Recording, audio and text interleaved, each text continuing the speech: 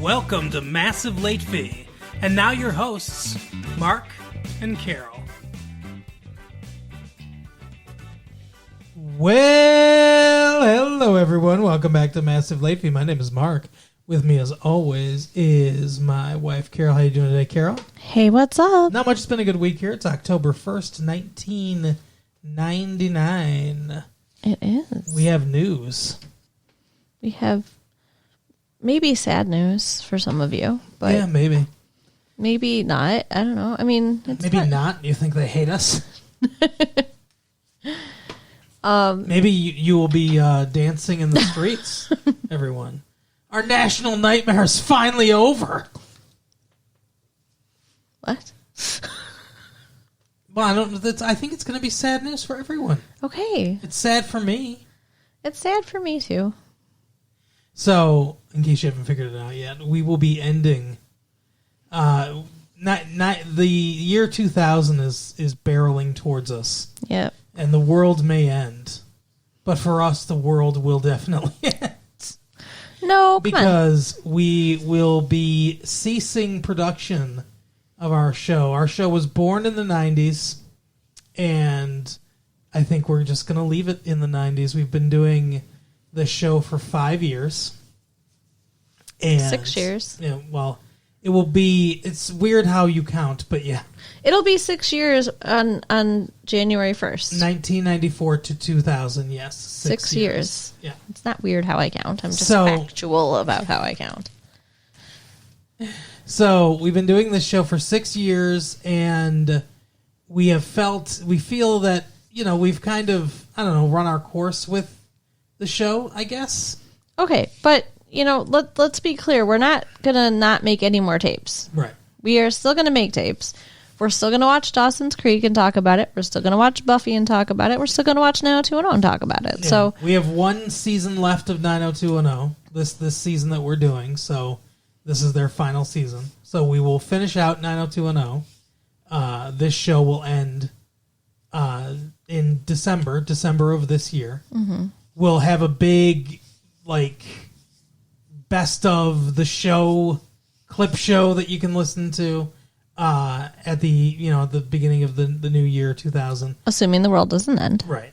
And we may also stop in from time to time if we see a movie that we really want to talk about. We may Right. stop in over the years and let you know. But we're still gonna release tapes every week talking about the shows that we're watching. Yep. And if we find something that we want to do in the future, we'll be here for you. But I mean, this is literally not like an end. It's just we're not gonna do this main show every week We're not going to watch a movie every week and comment on this. because releasing up to 4 episodes in 1 week is a lot. It is. We have lives. Lives and jobs, and we're thinking about starting a family, and Yeah. so it's all something's got to give. But in the vein of the sadness here, we watched a sad movie this week. We did. I do have some actual news. Oh, okay. Sorry, I didn't mean to stomp all over you there. No, I'm sorry that I ruined the only good transition you've done in the entire history of the show. Steven Spielberg has reached an agreement with NBC to create a TV drama series about the Marine Corps. Hooah. The series to be called Semper Fi. Interesting. You were expecting Gomer Pyle MSMC too? Okay. I don't understand any of what you just said. You don't know Gomer Pyle? No, I don't know people. So Gomer Pyle was a character on the Andy Griffith Show. I think he was like the mechanic or something like that. Yeah, okay, that sounds kind of Gomer familiar. Pyle. Yeah. Oh, Sheriff Taylor. And then he got his own show. Well, golly, he got his own show called Gomer Pyle. I didn't remember it was called Gomer Pyle MSMC or whatever, but I don't know what that means. I know MC is Marine Corps. MSMC, Master Sergeant Marine Corps, I guess. I don't know. But anyway, so he did that. Anyway, so this will chronicle the lives of a group of young leathernecks. Leathernecks? What the fuck? That's what they call Marines, leathernecks. Who calls them that? Like, what is wrong with these people? Owls. Ha ha ha. How many licks does it take to get to the center of... Wow. Wait, what? Never mind. Anyway, people call them leathernecks. I don't know where it came from. From boot camp through their assignment to the Marines Special Forces. Translation, it's not E.T. No shit. What I a don't even fucking- understand. Like, everything about this article makes has no confused sense. the shit out of you, isn't it? Welcome to Remedial Reading with Carol. Hey, you're an asshole. I love you, though. Understood that, didn't you? Yeah, I did. You knew this was coming. Melissa Joan Hart's transformation from TV kitty fave to male mag skin star isn't sitting well with everyone. She was on the cover of, what the fuck's that? Maxim magazine. Oh, okay. I thought it was going to be Playboy. I'm fine with Maxim. I mean, I'd be fine with Playboy, too. Like, whatever. Women want to show whatever they want to show. I'm not trying to, like, be like that, but it would be really weird if it was Melissa Joan Hart naked. Right. Publisher Michael Silberkleit. What the fuck? Well, look at his name. Publisher Michael Silberkleit of Archie Comics Publications, which owns the rights to Sabrina's character, is demanding that Hart be removed from TV's Sabrina the Teenage Witch for damaging her character's image. That's so stupid. Hart, 23, is barely clothed in 2 mags and in text speaks effusively of sex and binge drinking. In a letter to Sumner Redstone, the head of Viacom, which produces the Sabrina show, Silberkleit says, quote, if Miss Hart wants to change her image, she must wait until after her contract with Viacom expires, which is 2004, by the way. Oh my God, so she'll be like 27 before she can be her own person? Retorts Hart, quote, the company that does my show isn't too happy about it. Actually, a couple of endorsement deals have fallen apart because of it. Aww. But then again, everybody's talking about it, which was the point, wasn't it? So, yeah, this is crazy to me. I want to get a copy of this Maxim. So I feel like, wow, okay. Because I just want to see how scantily clad she really is. Like, I want to weigh in on how bad this is. Well, I have them delivered. You do? Yeah. I have Maxim magazine. You don't know that? I know that sometimes they're sitting in the bathroom. I didn't realize that we got a delivery every month. Yeah, I have a subscription to Maxim magazine here. I thought you trekked out to the store and purchased it. Give me. I'm going to go in the other room. Give me 1 second. I'll find it for you. Okay, so like Sabrina the Teenage Witch, whatever. She's not a teenager anymore. If Melissa Joan Hart is 23, why are we like acting like she's supposed to be a child and act like a child? That is dumb. So, did you get me the magazine? Yeah, here's the magazine. Let me see. Take a look. Oh, sorry. There you go. That doesn't even look like her. Huh? That doesn't even look like her face. She's a vamp. Are you sure that's the right magazine? Yeah. Like, that's crazy. Are you fucking insane? Okay, let me see. Here, There's more pictures in this magazine. Here's inside the cover. Leafing through the magazine here. Oh my goodness. I didn't realize Maxim was pretending to sell porn here. They're not it's not porn. She's looking like she's naked and covered with a sheet, and she did a photo shoot in a bed wearing a bikini. Yeah. Like, I realize that, nothing is showing, but I get what they're saying. Look at that. Oh my God, she even opened up her shirt and just covers her. Top's open there. Yeah. Yep, I get it. They're probably okay to be a little unhappy if she's still supposed to be a wholesome teenage character. Here's the thing, though, that gets me is that do they own her body? Well, of course not. So that's my thing. Like, if they're like, oh, this hurts her image or whatever, is like she's a person. Yeah. She is not her character. They don't own her body or her ability to do whatever she wants to do outside of doing that. If you want to fire her, go fire her. It might be in the contract. I don't know, though. Like, they mentioned the contract. Maybe the contract says that she needs to present a certain image. Right, but producer of Archie Comics, pull your head out of your ass, first of all. Second of all, you guys produced a fucking Archie movie, like Archie Returns to Riverdale or Archie's Riverdale Reunion or something like that. That was on TV several years ago, where at one point fucking Veronica shows up in lingerie to try to seduce Archie, who's at this point married to Betty. Oh, really? So fuck you and your image. I didn't know that. First of all, oh yeah, I never saw that movie. that was a great awakening for me. Oh, really? But anyway, so first of all, fuck that. Second of all, if don't be like, oh, she can't do this till her contract's up. We own you till your contract's up. If you don't like what she's doing, fire her. Mm-hmm. That's it. That's the recourse you have. Not trying to shame her or whatever. Fuck this. Okay. I don't know. I feel that's women's lib right there. I feel very strongly about this. So funny that you feel strongly about this, and I'm like, I see their point. Speaking of awakenings, I'll bet you that Danielle Fleischel is some little kid's awakening right now. Oh, you think so, huh? Yeah, well, ABC is shuffling the order of their Friday programs. You know, TGIF. Oh, yeah. We've got a new meaning for ABC already been changed. Very funny, Mike Tuffy. 1 week into the fall TV season, and the Alphabet Network is juggling its family-friendly Friday night TGIF lineup. Nothing's going away yet, but the Hugleys, which was leading off the evening at 8 p.m., is being moved to 9:30 p.m. Oh, no. That's a bad sign for the Hugleys. Yeah. Starting October 15th after a disappointing number 76 finish in the ratings.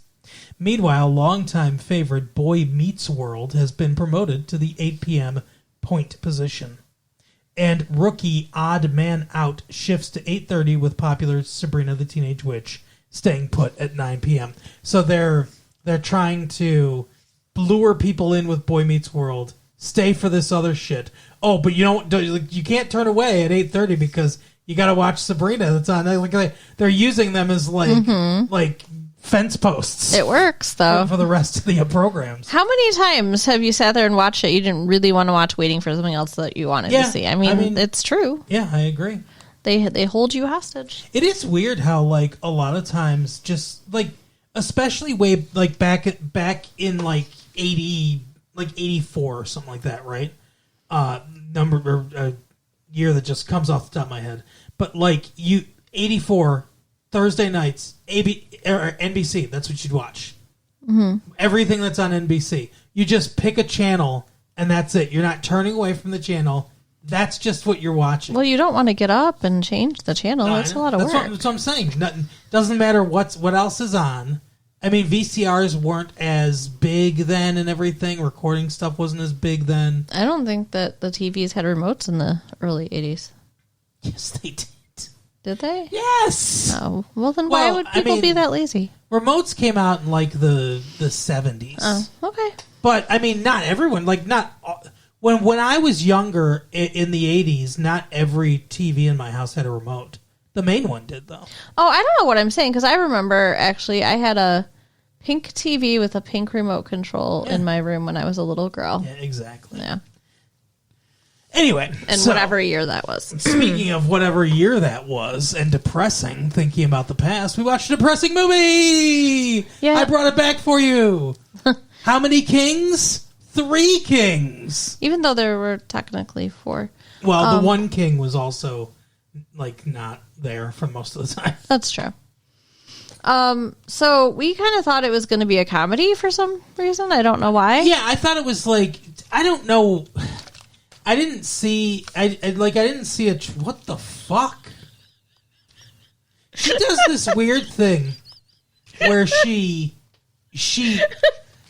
shakes her soda bottle and then listens to it. Like she's listening for little elves or something like that to be like, it's fresh. I make sure that there's a fizz so I know that, so I don't get surprised with a flat soda. But she's wearing her cans, My headphones. so she can't fucking hear anything. I hit myself in the head with it too, trying to hold it up to my ear. Okay. Anyway, I didn't see a trailer for this movie prior to watching the movie. We watch enough movies that you'd think we would have seen it in one of the movies we watched, a trailer for it, but I didn't really see one. So I'd heard about it. I'd heard about it from word of mouth. Heard it was coming out. It's the next George Clooney movie. You know, I think I saw a commercial for it or something like that. But yeah, I got the impression that it was going to be like a fun adventure kind of movie, and it is fucking depressing. Oh It's my God. Maybe more depressing than Broke Down Palace. Like, it literally made my stomach... I couldn't even enjoy my popcorn. Like, it made my stomach hurt. Yeah, she threw her popcorn at me. I did not. But yeah, so it's a movie about Desert Storm, I think. Yeah, it's about... Yeah, you got it. Like, after Desert Storm, though. Like, after, like, It's when like it's like Aftermash, but after Desert Storm. It's like after there's supposed to be a ceasefire. Right. So And- this takes place, yes, in the final days of the Persian Gulf War. Yes.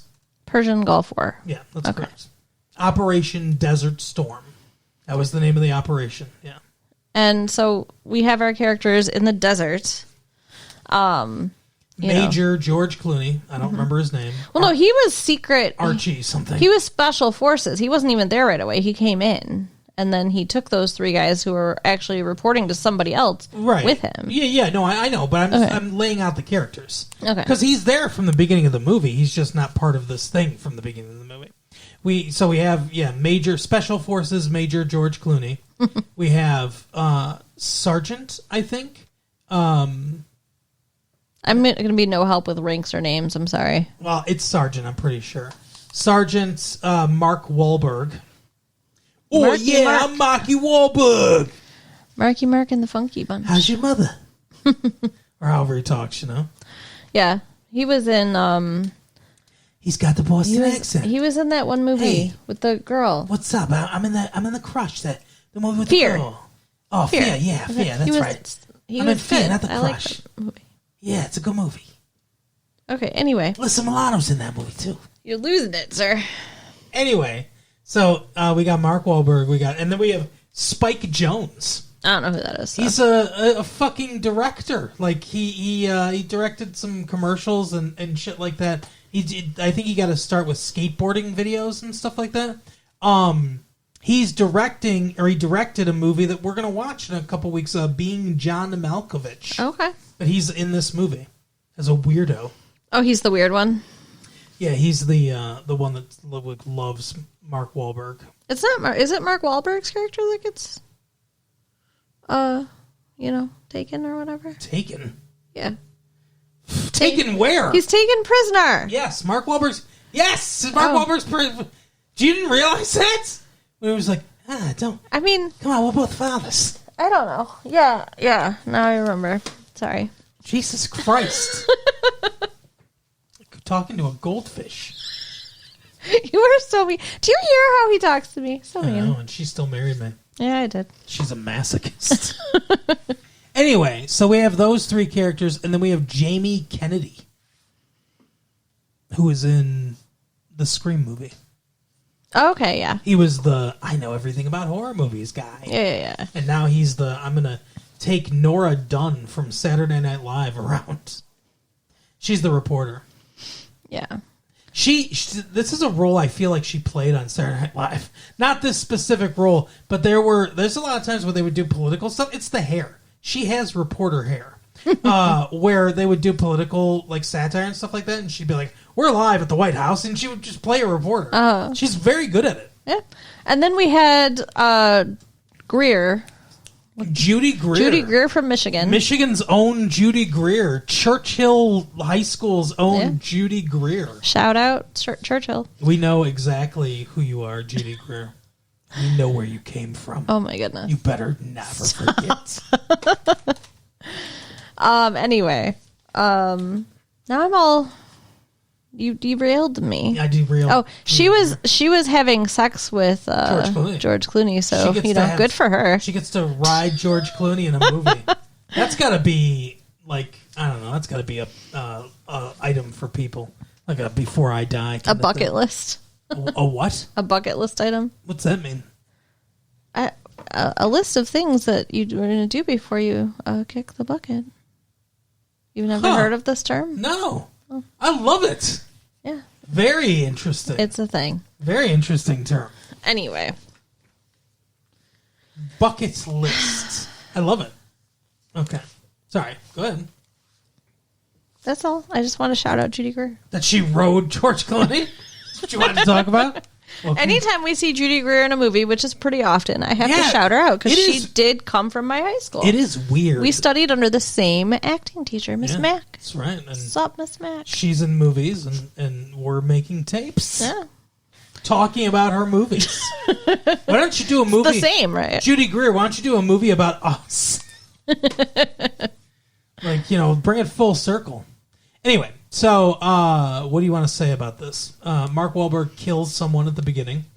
It really seems like I don't know exactly what to say about this. So he shoots a dude who's holding a white flag, which, that means surrender. I guess what it's supposed to show is the confusion and everything. Yeah. At the end of this war, because he's like, "Are we shooting still? Like, what are we doing? Are we shooting?" Yeah, I mean, they had a whole discussion about whether or not to shoot the guy, and then he does, and then you see the white flag, and it's really sad. He's like, he's got a gun. Am I supposed to be shooting? Like, and he looks through his scope, and he's like, "Yeah, he's got a gun." And the guy looked like he was lifting his gun. I don't think he was gonna shoot. But he probably should have set the gun down. That would have probably saved his life. So then Mark Wahlberg shoots him, and they come, and he's got a fucking hole in his neck. And they're like, "Oh, you got a raghead," which is so awful. Like, why do they have to talk about them like that? Yeah, there's a lot of dehumanizing language in here. There's a somewhat funny conversation with one of the other kings, Ice Cube. Yeah, it's Ice Cube. Friday's own Ice Cube, who says, stop calling them sand and words. Mm-hmm. Slurs we heard around the Gulf War time. Stop calling them that, or stuff like that. He's like, there's plenty of and the other guy's like, yeah, because there's plenty of other slurs like camel jockey or raghead. He's like. And Ice Cube's like, exactly. He's down with the prejudice as long as it doesn't affect him. Yeah, that wasn't cool. I didn't like how the movie started. And then they're stripping these guys down, which I guess it made sense because they did find something. That's kind of the catalyst of the whole story. Well, yeah, I think they were. It seems brutal and inhumane, but I think they were stripping them down to make sure they didn't have any weapons, to make sure they didn't have any secrets on them. And one guy had a map sticking out of his butthole. Yeah, really weird. A hand-drawn map.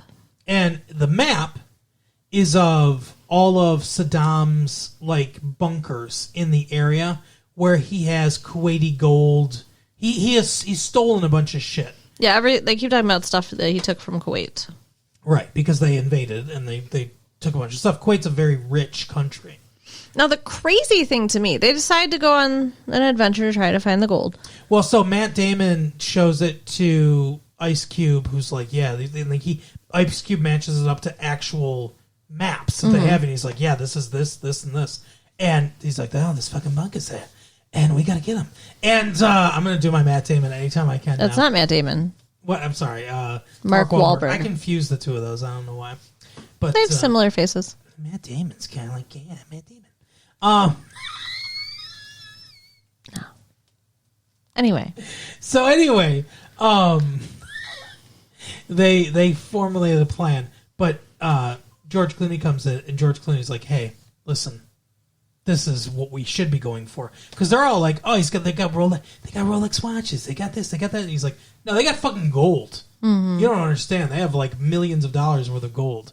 So that's their plan: steal the gold. Saddam stole the gold from Kuwait. They're going to steal the gold from him, which is stupid.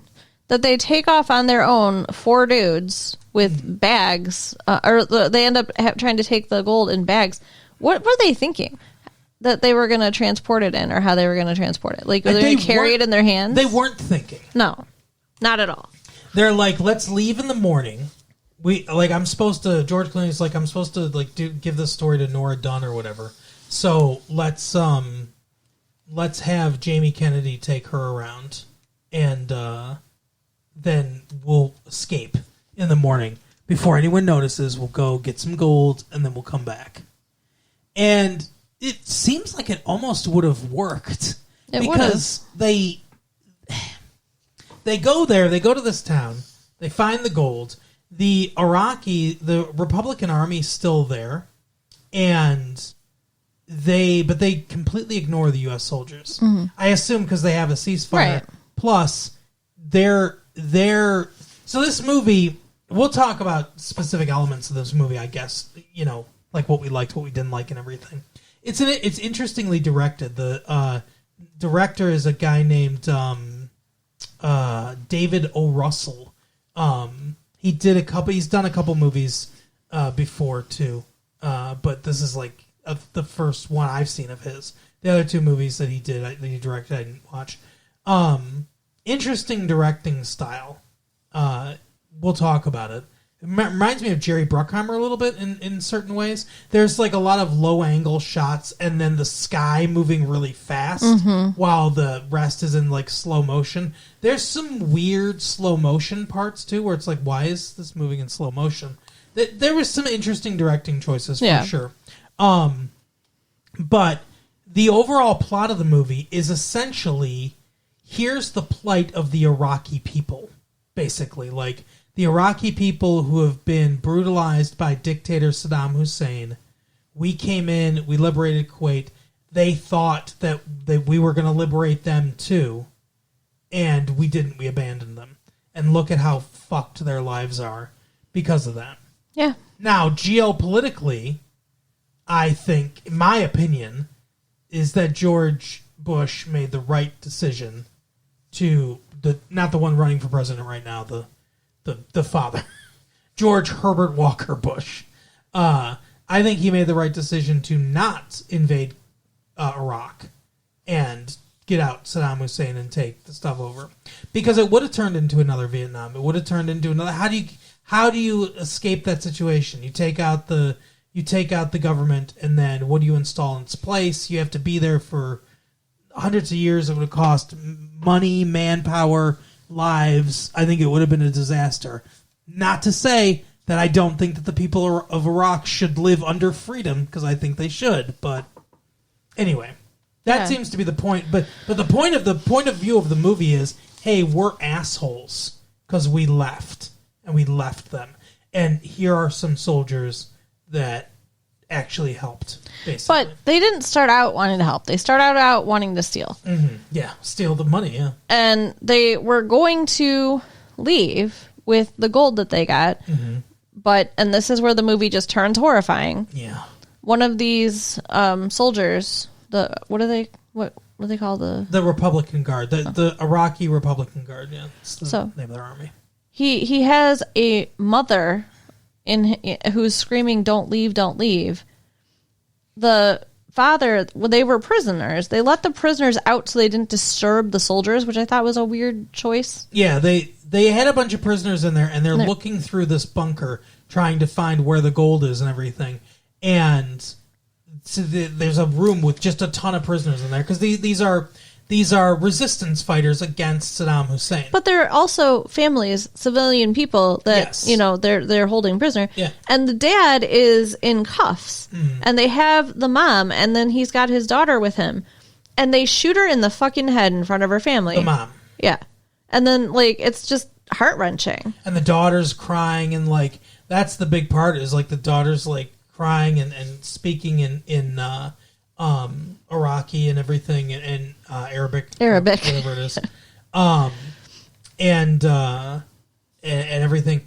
And the one guy, the head of the Republican Guard or whatever that's there, is like, "Leave, you got what you want, let go," because they had found the gold, and they brought it to this truck and everything. He's like, we'll take care of them. This is because that's all Saddam cares about now is control. Oh, he doesn't care about the gold or the money or anything because he's got enough in his palace. He wants control over the people again. And, like George, you can see the decision point on George Clooney's face. Because the dad has crawled over to the little girl. You can see they're going to kill the dad. Yeah, and he's put his hands with the cuffs over her, so he's like shielding her and comforting her while she cries. It's just, ugh. Yeah, but you can see they're about to kill him. And probably the girl, too. Who knows? Like all these people. Or God, rape her or something. Like, I know you said they have rape rooms over there. That's terrifying. Yeah, Uday and Kusei, his sons, have rape rooms. It's no good. Like, Saddam Hussein's a piece of shit. A piece of shit we propped up, by the way, during the Iraq-Iranian War. There's a lot of political stuff we could get into about this. And I don't think it's common knowledge to most of the American people either. I guess not. It wasn't to me anyway. He was, so the United States helped arm him, fund him. There are pictures of him meeting with presidents, meeting with Reagan and stuff like that, shaking hands, all smiling and stuff like that. We helped him become the dictator of his country. Because he's not associated with Islam in any way. He's not associated with any of the radical sects of Islam. There's that terrorist out there, Osama bin Laden. He's not associated with him, right? Like he doesn't rule. It's not a theocracy like Iran is now. He doesn't rule with in a religious way. He's secular. But he's a fucking brutal dictator. Yeah. So that's why we propped him up. We were like, hey, we can work with this guy because he's not super into Islam. He just wants power or whatever. And guess what? Turns out we can't really work with him because he fucking invaded Kuwait and they didn't want him to. So, bad decision on his part. But anyway, so that's kind of the political backstory to this. They mentioned Vietnam a couple times, which I thought was interesting. His colonel, George Clooney's colonel, this commanding officer, because he's a major, says something about, we don't want this to be another Vietnam, or this is going to be another Vietnam, or we're not going to... Because George Clooney, even at that point, is like, hey, we should fucking help these people or whatever. And he's like, this is not a makeup for Vietnam or something like that. And I found that interesting, and I was like, was George Clooney supposed to be in Vietnam? Maybe. He was about to retire. Yeah, he's about to retire. They're typically in the Army, people retire after 20 years or 30. A lot of times, you cannot serve for more than 30 years. Like 30 years, you have to be out. So 30 years before now would be 1969, which would be right in the midst of the Vietnam War era. So maybe he joined when he was like, because George Clooney, I don't know how old George Clooney is in real life, but I don't think he's I don't think he's 50. Yeah, the character could definitely be 48, so that works. Yeah, so if he joined up when he was 18 and served or got drafted and just decided to make a career out of it and served through the Vietnam War, then yeah, his character conceivably could have seen the Vietnam War. So, but they don't actually inform us that it's. But I don't mind that. That's not a situation where I'm like, oh, fucking spell it out. Like that's. I think we get enough of a hint of it to be like, yeah, he probably was in Vietnam. Yeah. And this probably pisses him off and makes him think of Vietnam and the people, the South Vietnamese that we abandoned to be taken over by the North. So it is a similar-ish situation, I guess. From a humanity side, we should have gone in there probably. But from a logistic and if you look at what's best for our country, I think he made the right decision. So back to the movie. Yeah, let's talk about elements of the movie now. It's just the whole thing is just a terror ride. I mean, at one point, one of the American soldiers gets taken prisoner. Yeah, it's Mike Wahlberg. And yeah, he just had a baby. So he's been taken prisoner weirdly. And I guess they could just be that stupid, but I feel like they wouldn't have done this. They wouldn't have given him privacy to change. But in the movie, they shove him in a room with clothes and tell him to change.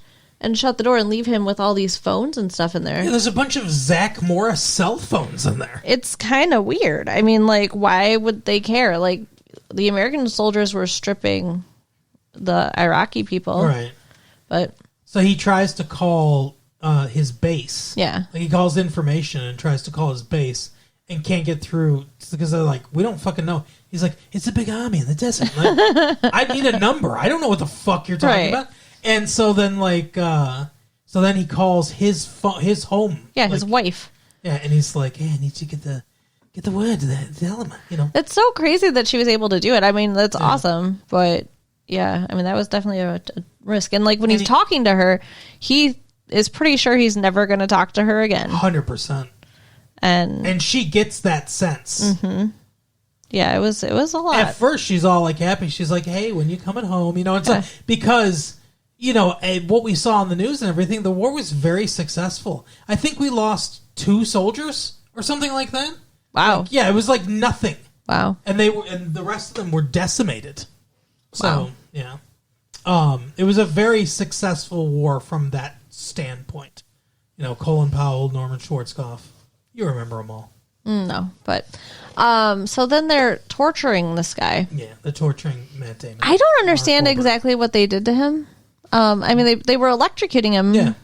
But they put like wires over his ears, and then he was bleeding, and I don't exactly get what they happened. were shooting electricity into his head. It's awful. So it's like ECT. Yes. How could he keep having conversations? I don't know. I guess it was a very low amount of electricity.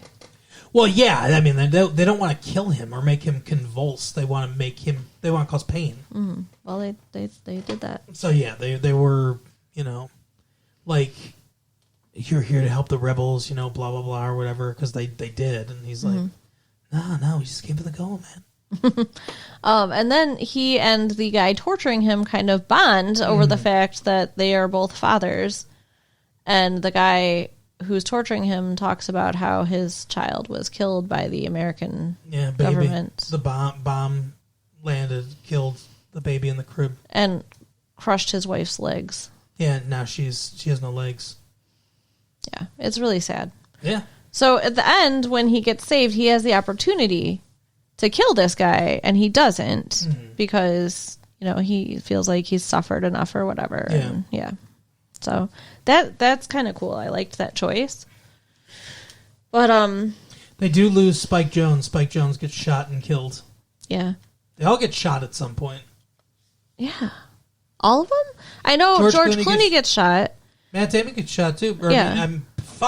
Mark Wahlberg gets shot too because he has his lung collapses, but they know enough to poke the hole in his lung to do a valve to let air out, because that is how a buildup of air in your chest cavity, because there's not supposed to be that, will collapse your lung. It puts too much pressure on your lung and it collapses your lung, and that is how when that happens, you reinflate the lung, release the pressure, and the lung reinflates.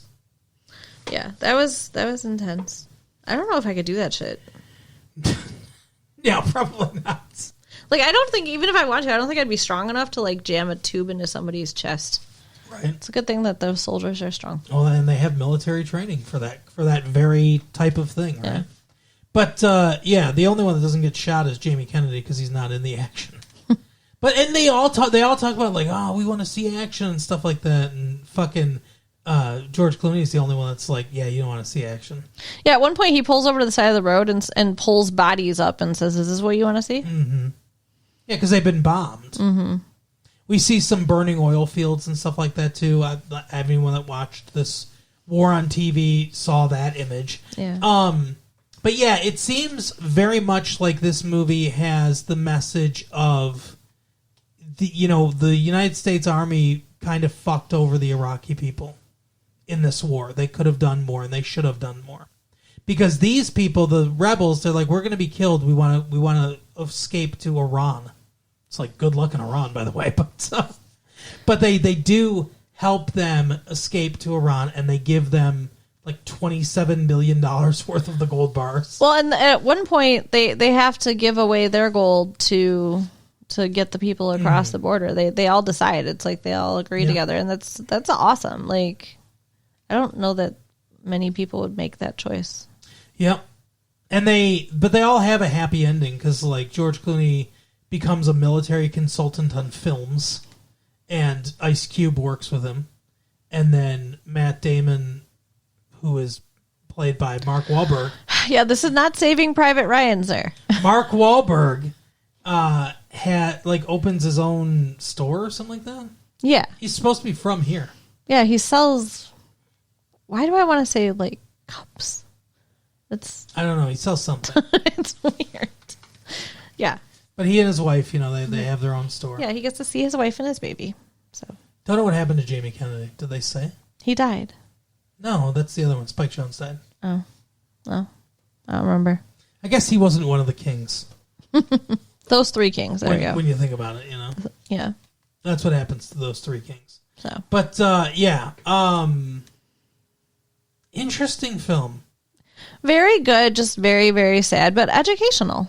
I would recommend it. I mean, for me, educational. There might be people like you who already knew everything was going on, but I didn't. I would recommend it. I think it was a very good film. I liked it a lot. But be prepared that there are sad moments in the movie. Don't get snacks. No, you don't need snacks. Like I said, some interesting. I'm interested to see what else, because David O. Russell wrote and directed this, so I'm interested to see what else he does. I feel like this movie's doing well enough. He's going to get some more work. I'm interested. It feels very nascent. Like, I think he has a lot of ideas, and he made a lot of bold decisions in this movie.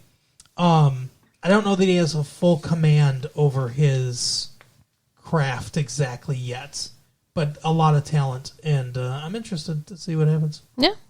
But anyway, that is the episode for the week. Carol, tell people where they can get their own Kuwaiti Gold. You can write us at latefee1994@aol.com. Yep. Check out our website at www.retrolatefee.com and share the tapes with your friends. All right, see you next time. Bye. Bye.